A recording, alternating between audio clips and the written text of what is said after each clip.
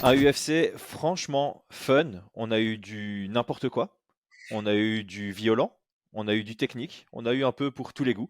Et on va faire un petit récap à froid avec Aldric après notre intro. Yo, this is Dustin Poirier. Bienvenue à Fight Minds. sous Fight Minds. Bienvenue sur Fight Minds.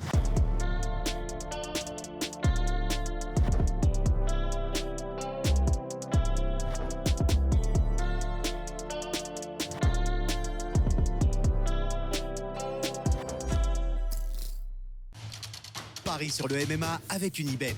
Quelle sera l'issue du combat? Une soumission? Un KO? Paris sur l'appli numéro 1 avec Unibet. 100 € de bonus sur ton premier pari.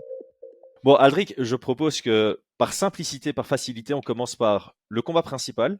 Et puis, on part en flow state sur le reste. Donc, Derrick Lewis contre Nascimento. Derrick Lewis gagne par KO en début de troisième reprise.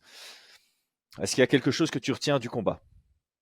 Ouais, j'ai trouvé un Lewis qui avait. On voit qu'il a bossé. Déjà, il était plus shape que d'habitude. Enfin, en fait, c'est variable.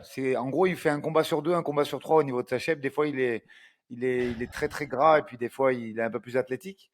Et là, il y avait, malgré ses 38 ou presque 39 printemps, une volonté de lutter, une volonté d'arriver en top position, du mieux au niveau des déplacements. Le problème, c'est que c'était peut-être pas sur ce combat-là qu'il fallait le faire, puisque on sait que Nascimento, bah, c'est un Brésilien qui s'entraîne à l'ETT, donc c'est pas mauvais, tu vois, dans tout ce qui est scramble, clinch et préhension, c'est pas mal. Il s'est perturbé, il s'est compliqué un peu la tâche, mais quand même, alors je m'attends pas à des miracles, hein, il est en fin de carrière, peut-être qu'il lui reste 2 ans, peut-être 3, parce qu'on sait que dans ces catégories-là, on peut largement dépasser la quarantaine, mais quand même, je pense qu'il va faire gatekeeper du top 10, top 5 pendant encore quelques années. Hmm. Ouais, j'ai souligné qu'il était agressif. On l'a déjà vu agressif par le passé, mais là, il était plus engagé dans le combat, il forçait un peu plus l'action, ce qui est chouette à voir quand Derrick Lewis combat. Et puis, on n'en parle pas assez souvent, je trouve, mais son grand and pound est vicieux, hein. Vraiment, c'est un des meilleurs grand and pound du MMA. Donc, c'est peut-être ça que je voulais retenir de ce combat. On sait qu'il est ultra dangereux debout parce qu'il peut t'éteindre avec une seule frappe. Mais en tant que grappleur contre lui, tu peux pas non plus tirer la garde. T'as pas cette option. Et s'il te connecte et que tu tombes, mais que t'es pas KO, il va te finaliser derrière parce que son grand endpoint est juste trop violent. Donc, comme tu dis, pour la suite de sa carrière, bah, vu son âge, vu son niveau, on sait qu'il fera plus un run pour le titre, qu'il fera pas un run pour le titre. Mais voilà, pour moi, il lui reste un combat qui n'a pas encore été fait et ça me surprend que l'UFC ait jamais fait ce matchmaking. C'est Rozenstruik. Rozenstruik contre Lewis, ça a du sens par rapport à leur style, ça a du sens par rapport au ranking, ça a du sens par rapport à ce qu'on perçoit de leur carrière. C'est pas deux futurs champions, c'est deux gatekeepers du top 10. Voilà, je pense que c'est ça la suite pour lui qui fait sens, tout simplement. Je sais pas ce que tu en penses. J'aurais Non, peur non, que ça non. ressemble à Lewis contre Ngannou, parce que c'est deux contreurs de base. Les deux sont meilleurs quand ils sont agresseurs. Donc on espère qu'ils vont se rentrer dedans. Mais voilà. Bah, de toute façon, inconsciemment, là, tu viens de refléter ma pensée, même si c'est pas avec les mêmes termes. Je pense que l'UFC, maintenant, est condamné à recruter. Et on sait que voilà, il y a une petite quarantaine, si je dis pas de bêtises, il doit y avoir 37 ou 38 poids lourds dans ce rooster. Euh, c'est pas bon le niveau. Je vais pas être défaitiste en début de podcast parce que sinon les gens ils vont ouvrir le gaz chez eux, mais c'est pas bon le niveau, tu vois. Voilà, les mecs qui arrivent aux alentours du top 15 comme Rodrigo, c'est pas bon. Les mecs qui ont un peu de hype parce qu'ils sont olympiens comme Despien, on en parlera plus tard. C'est pas bon. Donc, soit tu casses un peu le portefeuille et tu vas taper un peu dans les orgas qui existent à droite à gauche parce que mine de rien, au Bellator, au PFL, je pense pas que ça puisse inquiéter le top 5 existant, mais tu peux au moins étoffer un peu ton top 10. Soit, bah, comme tu le dis, on va chercher Rosenstruck parce que c'est le dernier combat à faire qui a du sens, étant donné que je vois aucun prospect venir bousculer un peu cette division, quoi. Non, en fait, t'as un top 6 qui est très bon, je trouve, chez les poids C'est lourds. ça. Et puis t'as un gap, et puis ça devient n'importe quoi. Et en fait, je pense que l'UFC a plutôt intérêt, pour l'instant, à essayer de matcher un maximum le top 6 les uns contre les autres, rendre ça plus actif. Les Jones, les Aspinall, les Pavlovich, les Gann, les Stipe Miocic, peut-être Almeida qui remonte, Curtis Blades, etc. Ce sont des bons noms tous ces matchings, ça peut faire quelque chose de bon. Volkov aussi qui revient dans sa carrière. Et puis les noms un peu plus fun, Tuivasa, Rozenstruik, Spivak, Derrick Lewis, bah, les matcher entre eux. Et voilà, quand il y a une nouvelle star, essayer de la faire monter. Mais là, par exemple, et ça fait peut-être une bonne transition vers The Spain, gros espoir, gros flop. Parce que on lui a mis quelqu'un qui est en dehors du top 15 et qui a donc pas un excellent niveau. Et le mec s'est dit, bah, il est trop dangereux debout, je vais l'amener au sol. Et en fait, c'était très facile de l'amener au sol, de le contrôler et d'aller gagner une décision parce que son grappling est, j'ai envie de dire inexistant. J'ai pas envie de manquer de respect, mais là, c'était catastrophique, hein. Ben, en fait, t'as tout compris. Ils lui ont mis un mec qui était solide, mais qui avait perdu contre un autre prospect de la division que Lewis a éteint. Donc la transition, elle est parfaite, puisque la seule défaite, c'était contre Rogerio de Lima, qui s'est fait Ouais, battre par Lewis aussi. C'est vrai que je te dis, c'est vraiment le parfait gatekeeper, Lewis. À chaque fois qu'il y a un prospect qui monte, il l'éteint. Là, en plus, si je me rappelle bien, c'était un coup de genou sauté ou un truc comme ça. Donc, ils lui ont mis un mec, ouais, c'est ça, voilà. en tout début de combat. Ils lui ont mis en. Il n'y a pas vraiment de top 20, mais voilà, si on doit spéculer un petit peu, son adversaire était aux alentours du top 20, top 25, et bah, ça C'est passe ça. pas. Ça passe pas et ça passe pas de loin, quoi, parce que ok, il fait du taekwondo à très haut niveau, mais les déplacements, c'est pas Cyril Gane, la boxe anglaise, c'est pas Cyril Gane. Je voulais voir un peu ce qu'il en était parce que tu sais, on dit ouais, top striker, donc tu as envie de comparer. Bien sûr, avec pas le maintenant Cyril Gane, mais même le Cyril Gane qui démarrait, qui sortait du TKO. Non, non, on est très loin de ça. En plus, c'est pas le même âge, puisque si je dis pas de bêtises, il va faire 36 ou il a 36. Bon, ben voilà, Ouais. fin de la hype. Ils pourront l'utiliser pour faire quelques combats fun parce qu'il doit lui rester un ou deux combats sur son contrat, mais c'est tout, quoi. Ouais, bah c'est ça. C'est un nom qu'on aurait pu espérer voir faire une ascension avec un matchmaking sélectif pour pouvoir avoir du sang neuf sur certains challenges du haut niveau.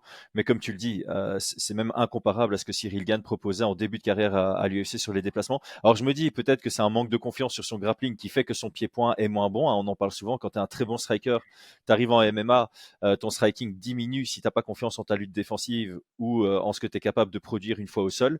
Peut-être que c'est ça. Mais clairement, déjà dans ses débuts à l'UFC, bon, c'est impressionnant ce qu'il fait, son KO à reculons, mais les déplacements sont pas bons du tout.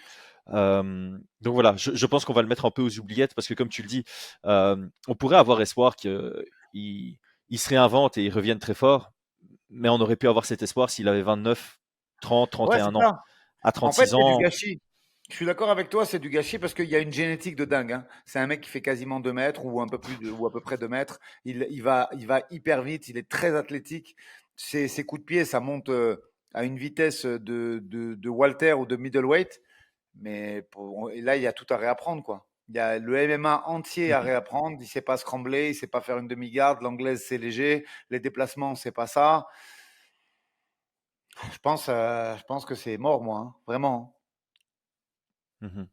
Ouais, bah voilà, c'est pas lui qui va renouveler un nouveau nom dans le top de la division des poids lourds. Après, il peut refaire une ascension, mais je le vois pas inquiéter le top 10 actuel vu cette performance, parce que maintenant il y a vraiment un blueprint, hein. Tu le combats, tu viens le coller à la cage, tu vas réussir à l'amener au sol, tu vas réussir à le dominer au sol. Donc même un Alexander Romanov, ce serait même pas un challenge pour lui d'affronter Despaigne selon moi. Je suis Euh, d'accord. Parlons peut-être positif. Je sais pas toi, moi le premier combat dont j'ai envie de parler en dehors de notre intro, c'est CDF contre Becky. Ouais. Mais tu sais, je suis, comment dire, je suis pas du tout déçu par cette UFC. Il y a des combats et des hypes qui sont tombés. Et en toute objectivité, on a quasiment tout fait, hein. Euh, oui, d'ailleurs, tout ce qui était moyen, enfin, tout ce qui était pas bon, on l'a fait. Il y a encore un ou deux moyens. Mais non, je regarde, Mhm. mais non, franchement, non, c'est ça, tout ce qui était. Non, non, après, il y a des super bons combats après. Vas-y, vas-y, je te laisse en parler, Ouais, je te dis ce que j'en ai ouais, pas, ben je te dis ce que j'en ai pensé après. ben voilà, CDF contre Becky, j'ai bien aimé. On sent un Carlos Diego Ferreira qui est de nouveau sous-estimé dans un combat, c'est un truc de fou. Tout ça parce qu'il avait enchaîné des défaites qui étaient contre des gros noms et sur des combats dans lesquels il avait été très performant, je trouve. Euh, il a un excellent cardio, donc de nouveau son cardio a gêné son adversaire. Il est confiant dans son jeu. Il est complet, hein, il est complet. Son striking a parlé à partir de la deuxième partie du combat. Ses scrambles sont exceptionnels. Alors moi, ce combat m'a clairement fait penser à Grégor Gillespie contre CDF, où tu as un Grégor qui se fatigue direct. CDF, tu as l'impression que son cardio va le sauver. Et en fait, Grégor, c'est une machine. Le mec, c'est le meilleur combattant fatigué de l'histoire du MMA, je pense. Dans la fatigue, il est tellement performant, Gillespie. Je suis tellement déçu qu'il n'ait pas une carrière active. Je sais même pas s'il est encore à l'UFC. D'ailleurs, son dernier combat, c'était contre CDF, hein, si je dis pas de C'est ça. bêtises. Bref, parenthèse finie. Et j'aime bien, tu vois, ce genre de combat où tu dis, ok, tu vois que tu as un Rebecki qui est un tout petit peu plus fort, un tout petit peu plus compétent, mais l'expérience, la confiance en ses compétences de CDF a parlé. Il est resté dans le combat. Il a passé la tempête du premier round en étant assez dangereux dans cette tempête. Il prend un knockdown. Il fait d'incroyables scrambles dès le premier round, mais à partir du deuxième, c'est exceptionnel. Son jeu au sol est merveilleux. Le contrôle des jambes qu'il fait quand c'est au sol, c'est quelque chose qu'on voit pas souvent. Les gens se concentrent souvent sur le haut du corps pour le contrôle et tout. Lui, il vient à chaque fois choper les jambes, empêcher d'avoir des leviers, d'avoir des appuis. C'est magnifique son travail. Et puis il obtient le finish tout à la fin. Moi, franchement, ce combat, pour moi, c'est mon fight of the night. Je sais pas ce que tu en as pensé, parce que le fight of the night qu'ils ont choisi, bah, c'est très américain, quoi. C'est très américain. C'était pas ultra quali. C'était très américain, très violence pure, très brouillon. Ici, c'était pas brouillon pour moi. C'était vraiment un combat où tu en as un qui a pris l'ascendant parce que sa technique a duré sur les 3 rounds, son cardio a tenu sur les 3 rounds par rapport à quelqu'un qui a beaucoup plus fatigué. Et Rebecki, même dans la fatigue, je trouve qu'il proposait des bonnes choses. Il a juste, c'était trop pour lui sur la fin. Et ouais, à partir du deuxième round, masterclass de CDF. Ouais, ouais, ouais. Après, Ferrara, les défaites, attends, deux têtes, c'est les deux autres défaites, c'était quoi? C'était Poirier et Gamrot. Poirier, c'est il y a très longtemps, c'est il y a très très longtemps. Mais il y a eu Gamrot, il y a eu Dariush et il y a eu Ah Gillespie oui, Darius. récemment. C'était Darius et Gamrot. Donc, on peut pas. Mais Mais en fait, il en avait 3 d'affilée. C'est Dariush, Gillespie, puis et Gamrot. Puis il Gamrot, a gagné contre c'est Michael ça. Johnson. Et puis là, il est sur une deuxième victoire consécutive. Et Et avant après ça, il avait Poirier, il avait finalisé fait. Pettis. Et après Poirier, il avait fait un run de 5 fights, je crois, un truc comme ça. Ouais, c'est C'est ça. typique. Olivier Aubin-Mercier. Vas-y. Ouais. Olivier Aubin-Mercier, Jared Gordon, Kyle Nelson, Kabilov, Tezumov, Pettis. Mardi. Six victoires d'affilée. Franchement, ce mec, il faut pas le sous-estimer. Il est très fort. Il est très très Bah, fort. en fait, Malgré son âge avancé. ce combat, c'est typiquement la raison pour laquelle je dis que 61 et 70 sont des KT bourbier infernal. Parce que quand tu vois ces deux athlètes, et il y avait beaucoup d'espoir quand même, parce qu'en Europe, il était sur 17, je crois qu'il était sur 17 victoires d'affilée, Mateusz Rebecki. Il a rincé l'Europe. Alors c'est vrai Ouais. qu'il a jamais combattu au KSW. On peut toujours mettre des guillemets à une performance, mais Rebecki, avant d'aller à l'UFC, il est passé par le Dana White Contender. Il a rincé à peu près toute l'Europe dans tout ce qu'il a fait, puisque la défaite qu'il a, il l'a au tout début de sa carrière. Et du coup, moi, quand il est arrivé à l'UFC et qu'il a fait le run qu'il a fait, je me suis dit, OK, où il s'arrête? Est-ce qu'il arrive top 15? Parce que, en fait, vraiment, cette catégorie, c'est là que tu te rends compte que le match-up fait le combat et que tu peux arriver au top 15 avec des match-up un peu facilités et tu peux t'arrêter au top 25 si tu tombes sur les mauvais clients. Et c'est valable pour. Et là, je fais une transition pour un autre combat dont on parlera après. Mais c'est solide, c'est vraiment solide. Et quand tu vois que ces mecs-là n'arrivent pas à stabiliser le top 15, tu te rends compte du niveau infernal de cette catégorie. Le premier round, il est exemplaire, mais en fait, il est trop exemplaire. Et je pense qu'il a mis trop de gaz. Ouais. Il dépense trop d'énergie. Mais pourquoi il dépense trop d'énergie? Parce qu'il y a du répondant. Et c'est vraiment tu vois, j'ai un peu échangé sur Insta avec des gens qui regardaient la soirée. Ils me disent, ouais, il y a certains combats techniquement.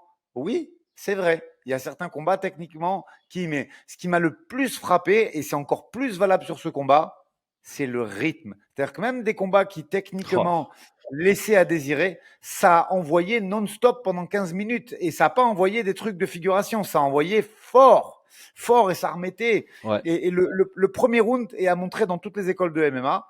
Et après, force est de constater, comme tu l'as dit, que Ferrara maintient le niveau malgré qu'il se fait toucher fort, malgré que c'est solide en face et tout. Il maintient le niveau, voire même il accélère un peu plus dans le 2 et dans le 3 et il remporte une victoire exceptionnelle. Et je te rejoins, même si j'aime bien Chase Hooper aussi, la performance qui était très sympa. Ouais, contre un mec hyper difficile. Hein. Attention, le mec qui s'entraîne chez Urija, c'était pas un oui, peintre qui lui a mis. Même s'il n'était pas très esthétique, c'était dur, Chase Hooper. Mais c'est pour moi la performance de la soirée, c'est Ferrara. Je suis d'accord avec toi. ouais, enfin pour moi je parlais plus de combat de la soirée, mais c'est clair qu'il mérite aussi le bonus de la performance Ferreira parce que c'est un comeback, hein, c'est un comeback qui fait bon, c'est pas un énorme comeback, mais il prend son knockdown dans le premier round, il perd le premier round et il revient très très bien. Mais justement, j'aime bien le fait que tu balances le nom de Chase Hooper qui a battu Borchev là, parce que d'un point de vue ranking, ça fait peut-être pas trop de sens, mais Chase Hooper contre Carlos Diego Ferreira, c'est un combat qui me plairait énormément à voir. Surtout qu'ils gagnent tous les deux le même soir. Ce qu'a produit Chase Hooper, on est d'accord que le premier round, on est à la frontière entre le 18 et le 17 Ah oui, je suis d'accord avec contre toi. Il se Borchev. prend une correction. Il a Hooper qui donne. Non, mais par contre, attends. Et tu sais, c'est un combattant que je regarde souvent parce que je fais des parallèles. Moi, j'essaye toujours d'aller chercher des parallèles avec les miens, avec les mecs que j'entraîne et tout. Et tu vois, quand tu t'occupes de la carrière d'un Kalim Mastouri qui est un formidable grappleur, qui a déjà le niveau UFC en grappling aujourd'hui, je regarde moi attentivement ce que fait Chase Hooper. Et en fait, alors ok, c'est encore quelque peu inesthétique ce qu'il propose debout, mais il vient de downer quelqu'un. Je sais pas si on se rend compte des progrès. Alors, moi j'aime bien parce que c'est le MMA que je prône. C'est-à-dire que c'est le MMA avec fin de changement de niveau, je balance un cross.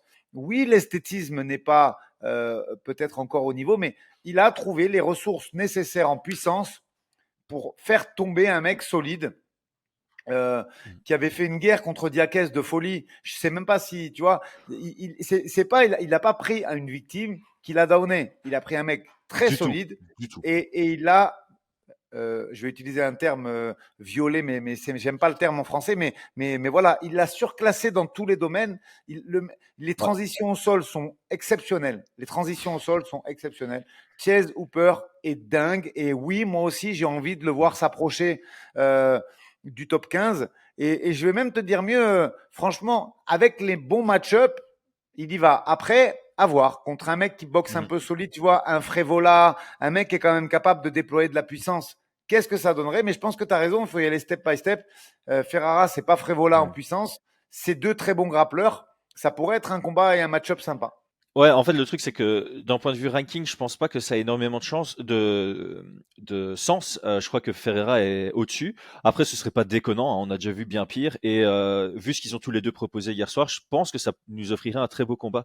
Chez Chase Hooper, on sent quand même la double influence Wonderboy Thompson et Ryan Hall. Et j'aime bien ce mix, tu vois, c'est un peu comme Borayo, où tu sens l'influence Lyoto Machida et l'influence Demian Maia. Ici, on a un mix entre Wonderboy Thompson et Ryan Hall, et j'aime beaucoup. Et je pense qu'avec Brian, on en avait parlé, tu vois, il y a des profils comme ça, les Max Holloway, les Charles Oliveira, les Dustin Poirier, qui ont signé très jeunes, très tôt dans leur carrière à l'UFC, qui au début prenaient leurs défaites, prenaient leurs victoires, prenaient leur expérience, et tu sens qu'ils sont construits à la dure et qu'ils progressent. Chase Hooper fait partie de cette catégorie, je pense. Il va encore avoir des défaites, mais je pense que si il a une approche intellectuelle de sa préparation, ce que je pense quand tu es entouré par un Ryan Hall, euh, tu vas faire gaffe à ta santé, tu vas prendre le repos dont tu as besoin, tu vas reposer ton corps. Et donc, je pense pas que c'est un gars qui va faire une ascension vers le titre maintenant. Je pense que c'est un gars qui va encore connaître 3-4 défaites, mais il y a un moment où il va vraiment faire partie des gros noms du MMA s'il n'y a pas de graves blessures.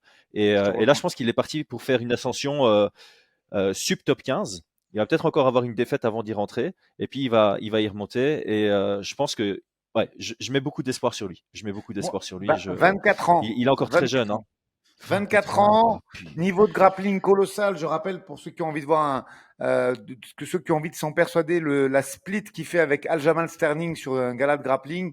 Non, non, c'est Hmm. très, très, très, très fort. Parce qu'ils sont, Ouais. c'est un Et, niveau de grappling similaire à celui d'Aljo, mais c'est pas le même âge. Tu vois, donc non, non, la marge de progression est exceptionnelle. Ce mec-là est un vrai espoir. Et j'aime bien le comparatif, pardon, avec Oliveira, parce que je pense pas qu'il va réussir à monter son skills de pied-point aussi haut, mais il est vraiment, vraiment très fort. Et puis, il est solide pour la KT en plus. Donc, non, non, j'aime beaucoup. Moi, ouais, j'aime je beaucoup. pense, je pense qu'il a un mental aussi. Je pense qu'il a un mental et puis il a une chouette personnalité. Je sais pas si tu te souviens de l'interview qu'il avait fait de Jorge Masvidal après la victoire contre Ben Askren en faisant croire que Ben Askren était son père. Pétage de rire. Je sais pas si tu as vu ça aussi. Oui, je l'avais vu, je l'avais vu. C'était, c'était merveilleux. Ok, ben, Buckley? Attends, attends, parce que on s'intéresse Attends, à la ok. catégorie 70. Moi, malgré tout, même Ouais, si on n'en a pas vu assez, il faut parler de Ribovic. Il faut parler absolument de McKinney Ribovic, je trouve, parce que, alors, c'est oui. pas le même niveau, comment dire, c'est pas le même placement dans la carrière. Ribovic, il arrive, j'ai pris mes petites notes, je les prends vite fait. Ribovic, c'est quoi? C'est 3 combats à l'UFC, dont une défaite contre Radzhabov. Mais là, il arrive, il pulvérise McKinney sur un high kick. Pas mal High là. kick en pleine combinaison, waouh, techniquement propre, hein. C'est très très beau. Et tu vois, je voulais dire un petit mot, même si on va pas refaire le combat, il a duré 30 secondes, donc on pourrait presque le commenter en live. Mais McKinney, c'est typiquement le genre de mec hyper doué qui n'a pas eu forcément les bons match-up tout de suite dans la KT et qui va, à mon avis, revenir et faire plus mal. Après, j'ai envie de te dire, il n'a pas eu les bons match-up. À un moment, il voulait combattre tous les 2 semaines ou 3 semaines. Donc, euh, Mmh. Sa faute. c'est là que tu vois l'importance d'avoir quelqu'un derrière toi et ton équipe et le bon management Mmh. pour pas faire ce genre de conneries parce que au final, il combat souvent, il n'y a pas de prépa, il n'y a pas de game plan. On y va, on fait ce qu'on aime faire. Alors Non. c'est top, hein. Au niveau lifestyle, c'est top, mais c'est pas du lifestyle l'UFC. Tu vois des mecs durs au mal, préparés, et c'est vraiment une caté de barjo. Franchement, 61-70, elle est folle cette caté. Il y a des mecs qui poussent comme des champignons. Ils arrivent, ils sont capables de faire des combos pied-point du niveau de cet Argentin. Et voilà, il fallait en dire un petit mot parce que j'ai beaucoup aimé. Et maintenant, on peut parler de Buckley puisque en plus, on a fait une transition. Combat toutes les semaines. Buckley, c'est pas toutes les semaines, mais le dernier, c'était le Comen de Manon. Donc, c'est quoi? C'est 1 mois et demi, quoi. Ouais, c'est ça, Ouais, un ouais, mois et ouais. demi. Par contre, c'est bizarre, hein. Tu bats Vicente Luque, tu es sur 3 victoires d'affilée, et puis tu te tapes Ruzi Boev. Donc, j'ai l'impression que c'était une histoire un peu comme Strickland contre Magomedov. Tu vois, on veut lui mettre un bourbier plus bas dans le classement parce qu'il y a une histoire de tu veux pas renégocier ton contrat, blablabli, blablabla. Maintenant, je pense qu'il a gagné et qu'il va pouvoir se renégocier un beau contrat, là, Mais en fait, je crois Buckley. qu'il a fait un 4 caprice victoires aussi. d'affilée depuis qu'il est descendu, hein. Je crois qu'il a fait un caprice aussi, Chris. Il voulait, parce qu'il est originaire, lui, de Saint-Louis. Je crois qu'il voulait De absolument, Saint-Louis. absolument être sur la carte. Et en fait, il n'y avait aucun. Je pense qu'il, Ouais, franchement, même s'il peut-être. y avait des problèmes de négo, ça, je suis pas au courant. Mais je pense qu'il aura tellement cassé les pieds pour. Moi, je vais faire un petit. Bon, c'est une confidence, c'est rien du tout. Quand je l'ai vu à la conférence de l'UFC euh, demander à être sur la carte de Saint-Louis, j'ai juste envoyé un petit message au mec qui s'occupe de la coordination des athlètes, Audi, que je salue, mais il va pas regarder notre podcast parce il est anglophone, pour lui demander si ça avait été comment dire, orchestré ou pas. Il m'a dit absolument pas. Il est venu Apprécié? lui-même. Hein. Ça n'a pas du tout été orchestré de lui-même. Il est allé en conf, il a arraché le micro, il a dit ouais, mettez-moi à Saint-Louis.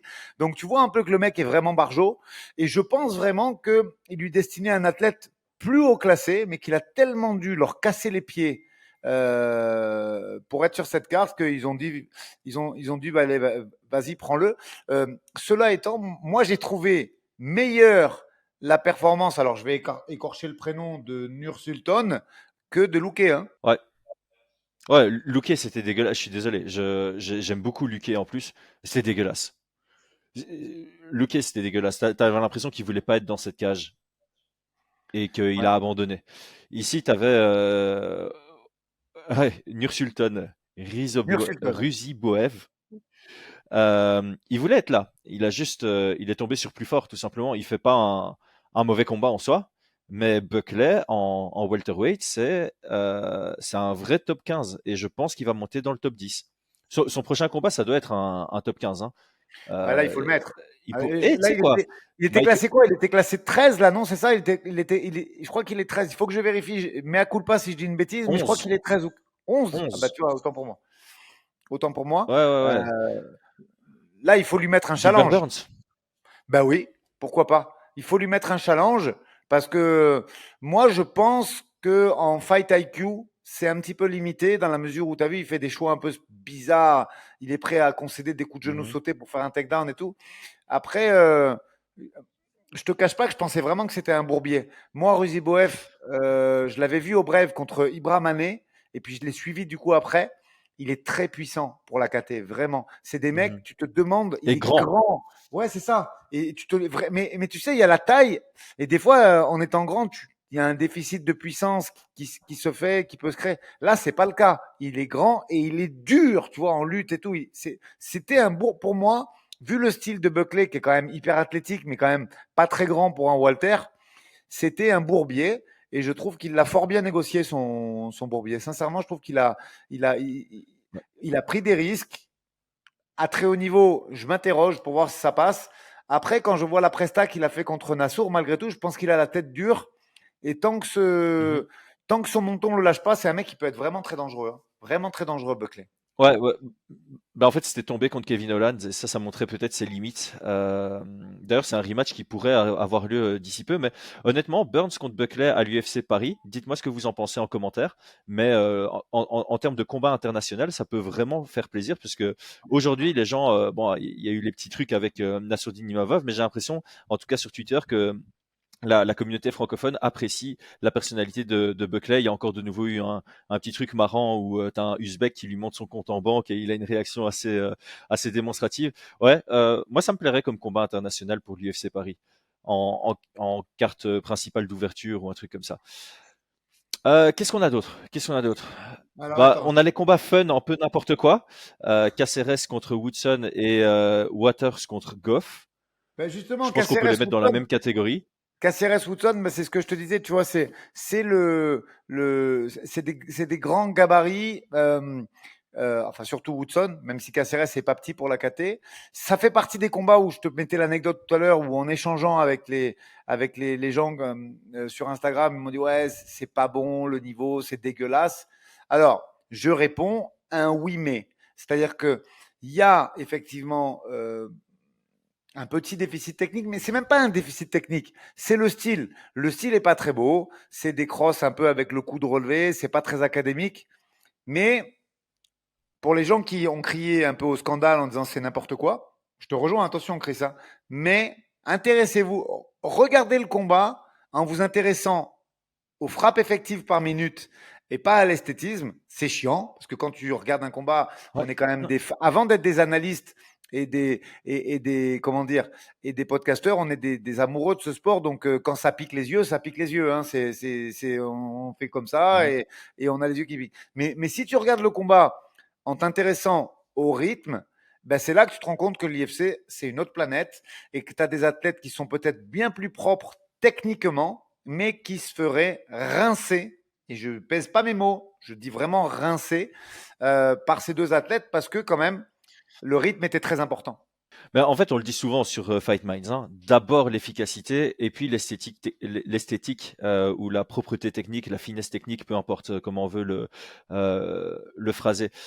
Donc moi, la grosse différence que j'ai entre Woodson contre Caceres et le combat de la soirée Waters contre Goff, c'est que Caceres contre Woodson, tu avais vraiment une certaine responsabilité défensive de part et d'autre.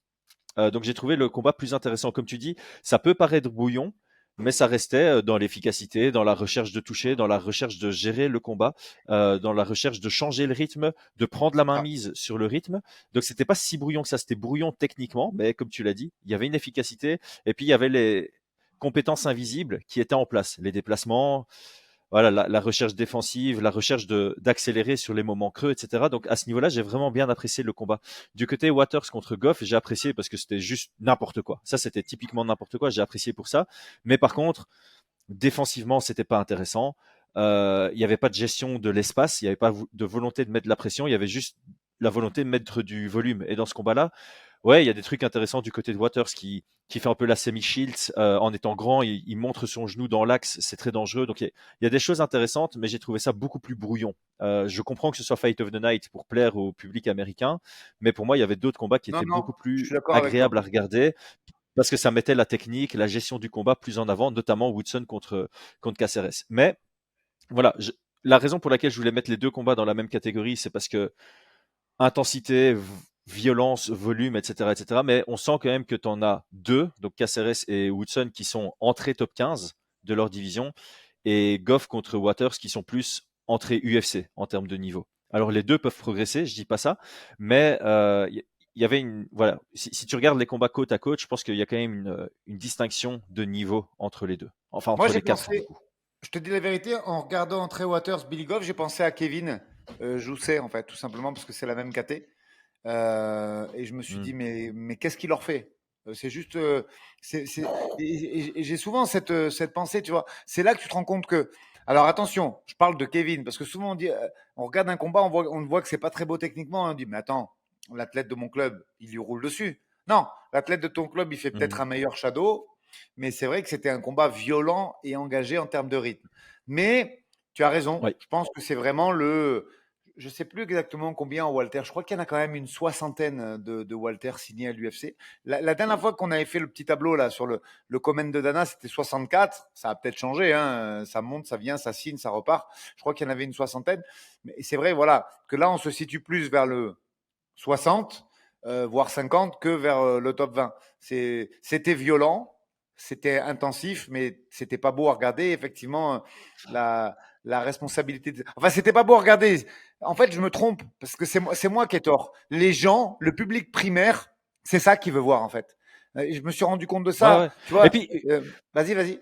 j'allais juste dire, c'est pas désagréable à regarder du tout, hein. Franchement, c'est chouette de voir un combat aussi actif, aussi engagé. Respect aux deux combattants d'ailleurs d'être restés debout, d'avoir continué à engager alors que tu aurais bien pu voir quelqu'un qui se dit, ok, tu sais quoi, on va ralentir le rythme parce que moi j'en peux plus d'être dans ce combat. Donc respect aux deux athlètes. Tout ce que je veux dire, c'est que effectivement, il y a un côté chouette à regarder ça pour le fan de violence qu'il y a en C'est nous, ça. mais le fan de technique et de stratégie n'a pas été servi comme il aurait pu être servi, par exemple, sur Caceres Woodson et principalement sur CDF Rebecki, par exemple, quoi. Donc voilà, j'ai pas envie qu'on soit insultant par rapport aux combattants. Ils ont fait, ils ont vraiment tout donné dedans, donc pour ça, respect. Euh, mais il y avait mieux sur cette carte pour nous, selon nous. Encore une fois, c'est une opinion. C'est Donc voilà, ça. je te laisse continuer ton fil d'idée, mais Non, j'ai non, pas, non, enfin mais voilà, je voulais nuancer quand même un tout petit peu.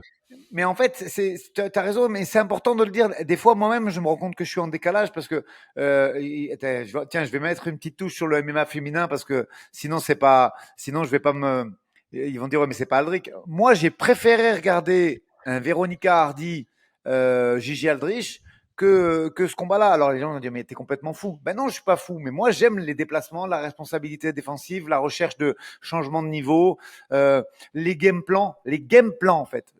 Mais je conçois, tu vois, il y a Macedo Hardy qui est venu avec le game plan de striker, de mettre du volume. Il y a Aldrich qui est venu dans le mettre, de mettre des changements de niveau et d'amener contre la cage. Il y a un scénario, il y a un game plan. Même si ce scénario, il se concrétise à force de mettre. Et tu vois, c'est ça que j'aime bien dans ce sport. C'est qu'en mettant des changements de niveau, Aldrich qui boxe vraiment moins bien que Macedo a fini par la downer au troisième parce qu'il y avait de l'incertitude Mhm. et le game plan était à deux doigts de passer.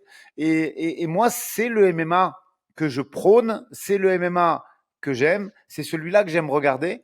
Mais par contre, des fois, c'est vrai que je réagis trop vite en me disant ouais, ça c'était pas beau. Mais si en fait, parce que le fan de base, peut-être qu'il en a rien à fiche de la mise en place d'un game plan, de son application avec des informations, tout ça. Il vient voir deux athlètes qui donnent tout dans la cage et forcé de constater que ça, ils l'ont fait. Tu vois, ce Mhm. combat Walter Prélim, au niveau de l'intensité qu'ils ont mis et ils se sont pas écoutés, même fatigués, ça a continué à se casser la gueule et ça c'est vrai. Après, moi perso, en fait, il y a deux trois trucs et on peut faire le parallèle avec des combats, tu vois. Quand je regarde le Jake Hadley, ben c'est un mec qui est pétri de talent et à la signature, je pensais qu'il allait aller aussi loin qu'un Mokaev. Et en fait, pourquoi ça va pas aussi loin? À cause de ce microcosme un peu de l'effort, du striking. Et en fait, ouais, pour avoir des bonus à l'UFC, il faut rester debout. Alors du coup, tu oublies un petit peu d'où tu viens, puisque Jake Hadley, champion de l'UFC en Afrique du Sud, champion du Cage Warrior, même au Il Contender avait pris Series, la ceinture en luttant Luke Shanks. Ouais. c'est ça. Et tu viens de dire un truc. Il avait pris la ceinture en luttant. Et là, du coup, ce mec arrive à l'UFC et dans l'espoir de chasser peut-être un bonus ou de plaire ou je ne sais quoi, hein, eh ben on change de jeu et on est sur une série de défaites et on gagne plus. et on doute. Et là, il fait quoi? Il est arrivé invaincu à l'UFC, il est à 10-3 avec 2 défaites d'affilée, donc il est clairement sur la sellette, tu vois. Et c'est important parce que c'est vraiment ça de. Il y a le côté barbare et que les gens aiment bien et de dire vas-y, on donne tout. Mais ça, c'est pas un game plan. C'est un peu la. Et on peut faire ce parallèle. Je reprends mes notes sur beaucoup de combats, même sur le Alonso Mainfield. Dans quelle année tu vas contre un garçon frais qui est Hulberg dans la poche comme ça sur des mecs qui sont frais au bout de 30 secondes? Dans quelle année? Ça Tu sais n'existe quoi? pas. Tu sais quoi? Moi, je pense que Manifield avait vraiment pas confiance en lui dans ce combat. Et il s'est dit, je jette une pièce en l'air, je rentre dedans. Un peu comme Ngannou avait fait contre Rozenstruik, hein, c'est ça qui s'est passé. Sauf que c'est pas passé pour lui parce que ce n'est pas Ngannou et c'est pas Rozenstruik en face. Voilà, tout Ouais, c'est simplement. ça. J'ai C'est j'ai- pour j'ai ça rien que de plus à dire sur ce combat parce que c'était pas un combat. Voilà. en fait, tu rentres dans la poche. Je veux dire, t'es pas sur un gala régional. T'es au sommet mondial. Et là, tu te dis, bah, tu sais quoi, je vais dans la poche direct avec des gants de 4 onces contre un mec en face qui peut te déconnecter. Je te jure, il y a quand même des fois où j'ai du mal, moi, sur le. Et vraiment, tu vois, c'est un avis général. C'est pas un avis spécifique à un combat. C'est vraiment, quand je regarde cet UFC Saint-Louis, je prends du plaisir parce que franchement, il y a des À fond. combats hyper plaisants et c'est une carte qui je trouve, et même, tu vois, je trouve que cette dimension d'Apex, elle a été bien, hein, et Dieu merci, heureusement qu'on l'a eu pendant le Covid. Et là, quand je dis Dieu merci, c'est le coach de Manon et le fan de MMA qui parle parce que ils nous ont sauvés hein, à une époque où il y avait Mhm. même plus la NBA qui passait à la télé et qui se jouait tout court. Mais tu sens quand même que quand il y a un public, quand il y a des locaux, c'est quand même quelque chose de, Ouais. d'exceptionnel, tu vois. Et quand tu vois même, alors ok, Jack Hadley, il a pas fait le bon choix pendant ce combat, mais quand tu vois un Charles Johnson hyper boosté par son coin, galvanisé par le public parce qu'il a vécu, il a grandi, il a passé ses diplômes à Saint-Louis et tout, c'est quand même ultra kiffant. Après, moi, des fois, je regarde et je me dis, mais en fait, le game plan, c'est quoi? C'est de faire un hyptos, de jeter une pièce en l'air et de dire, voilà, le premier qui tombe perd. Tu vois, j'ai quand même du mal sur des préceptes tout simples, Mhm. comme celui comment dire, de Carlos Hulberg. Et c'est valable pour les deux, hein, parce que là, c'est Hulberg qui a gagné, mais la chance, c'était quoi? C'était 50-50. C'est-à-dire que tu laisses un mec de 100 kilos, 105 kilos peut-être, puisqu'avec le rebond, on ne sait pas combien ils font, rentrer à une distance où il peut te déconnecter. Et il n'y a pas de déplacement, il y a pas d'usure, on travaille pas sur un game plan, on fait rien du tout et on prie. En fait, le MMA, c'est une prière. C'est-à-dire qu'il y a quand même des fois où je t'avoue, mon Christ, que je suis un peu. Non, mais je dis ça. Je pense Non, que. mais on va résumer enfin pas résumer, j'ai pas envie de couper ta parole, mais on va reprendre le terme de Le Volk. C'est la gogol weight. C'est juste la division des gogols pour l'instant. Et je suis désolé parce que ça fait un peu manque de respect envers les combattants, mais clairement en light heavyweight, en dehors du top 10, en dehors du top 10, pour l'instant, effectivement, tu as trop de combattants qui reposent uniquement sur leurs compétences. Et c'est là où je remets le respect. Tu vois, je suis insultant, mais ils sont compétents, ils sont forts. Mais en haut, ils travaillent pas en haut, ils travaillent pas le plus important. Et c'est ce qu'avait dit, enfin voilà, je vais pas revenir sur la pyramide de Georges Saint-Pierre, parce que j'en ai déjà parlé 2, 3 fois sur le podcast, mais ce qui va faire la différence entre un bon combattant, un très bon combattant et un excellent combattant, entre très bon et excellent, c'est la tactique, c'est la Ouais, je suis d'accord. stratégie. Tout le monde, le nombre de combattants aujourd'hui qui est compétent, physiquement fort et technique, il y en a une panoplie. Où est-ce que tu vas te différencier? Cérébralement. C'est tout. Et là, quand tu vois un Ouais, combat je suis comme ça, d'accord tu avec te toi. dis, bah voilà, c'est des mecs qui vont nous offrir des combats fun parce qu'il va y avoir des KO, il va y avoir des Fight of the Night à l'américaine. Et très bien, on a besoin de ça à l'UFC. Attention, on a besoin de ça à l'UFC. On a besoin de combats comme ça sur certaines cartes. Mais ils vont pas percer s'ils remettent pas un peu en question leur approche du MMA en mettant un peu plus le cerveau au centre. Ouais, ouais, non, mais je suis d'accord avec toi. Et c'est vrai que moi, des fois, je me rends compte que des setups, des game plans, des trucs comme ça, c'est des choses qui manquent. Et même à très haut niveau, selon certaines KT, bien sûr. Euh, Essayer d'absorber un petit peu mes propos. L'UFC, c'est un angle général. Mais comme je l'ai dit, il y a des KT beaucoup plus performantes que d'autres. Et cette absence de game plan, on le voit moins ou très très peu à 61, à 66, à 70 ou à 77, mais force Parce est que de t'as pas le constater. choix. Voilà, c'est ça. Et le niveau, il y a une très grande différence de niveau, mais c'est vrai que quand tu vois ces cartes un peu cosmopolites où il y a un peu tous les points, un peu tous les niveaux, que ce soit l'extrême proche de out of USA et jusqu'à des tops comme Buckley, bah tu relativises beaucoup et tu dis ok, le MMA c'est quand même très vaste et il y a beaucoup d'approches différentes de ce sport. Et si on doit retenir un truc d'hier soir, c'était ça. Mais bon, moi globalement, carte qui est passée vraiment inaperçue, mais moi que j'ai pris du plaisir à regarder et bon, qui va pas perturber les rankings parce que qu'est-ce qu'on a? On a peut-être la petite Non, Tabatarichi. en fait, le truc, c'est que sur les enjeux, il n'y avait pas grand-chose, mais j'en avais parlé avec Brian, hein, je sais plus, dans le podcast Lewis contre Nascimento. J'avais dit, voilà, c'est typiquement le genre de carte qui passe inaperçu, mais qui va nous offrir de très beaux combats. Et ça, c'est la réalité. C'est vrai qu'on a critiqué trois, quatre combats, mais il y a eu, et même les trois, quatre combats qu'on a critiqués, pour certains, il y avait le côté, il y a un KO spectaculaire pour Hulberg, même si on critique l'aspect intellectuel du combat, ça reste un highlight. La guerre qu'on a un peu critiquée entre Goff et Waters, pour beaucoup de public, c'était agréable. Et pour moi, c'était pas désagréable. C'est juste qu'il y avait un petit manquement que j'apprécie davantage quand je regarde CDF contre Rebecki. Et en fait, je voulais juste rebondir sur un truc parce qu'on est sur le sujet. Il y a Open Note Grappling qui a posté quelque chose et Nicolas Hott qui a retweet ça. Il dit que un combattant ne se définit pas par les techniques qu'il utilise, mais par les décisions qu'il prend. Et je trouve ça très vrai. Et donc là, typiquement, c'est ça. C'est quand tu es à l'UFC, t'as que des mecs qui ont une bonne technique. T'as que des mecs qui, techniquement, sont capables de faire plein de choses dans une cage. Le tout, c'est de prendre les bonnes décisions qui vont t'amener à utiliser les bonnes techniques au bon moment. On est d'accord, tu dois avoir un arsenal technique pour pouvoir prendre plus de décisions et par conséquent, les décisions optimales au moment opportun. Mais c'est ça le MMA. Et c'est ça toute la différence. Et si tu arrives juste en reposant sur tes compétences et que tu n'as pas cette approche intellectuelle, la préparation de ton combat par rapport au profil que tu affrontes, ça va souvent être un pile ou face et ça va même pas être un pile ou face si ton adversaire a fait ses devoirs. Donc voilà, c'est comme ça que Je je rejoins. résumerai. Par contre, moi, il me reste que 3% de batterie. Donc, j'ai juste lancé sur. Est-ce que tu veux dire quelque chose sur les deux combats féminins? Parce que c'est les deux derniers dont on n'a pas discuté. Bah, Et non, mais après, on va écoute, devoir clôturer très je vais rapide parce faire. que sinon ma connexion lâche.